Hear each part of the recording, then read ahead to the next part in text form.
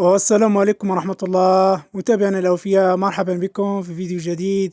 اليوم سنتعرف على موعد مباراة المغرب ضد السنغال، ولكن قبل أن نبدأ لا تنسوا دعمنا بلايك والاشتراك في القناة والصلاة على النبي صلى الله عليه وسلم.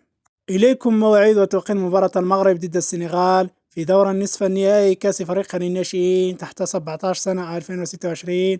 القنوات الناقلة لهذه المباراة: ستلعب المباراة اليوم 28 ماي 2026، وستنطلق صافرة بداية المباراة في تمام الساعة 8 مساء بتوقيت المغرب والجزائر وتونس، وعلى الساعة 9 مساء بتوقيت مصر، وعلى الساعة 10 مساء بتوقيت السعودية وقطر، وعلى الساعة 11 مساء بتوقيت الإمارات.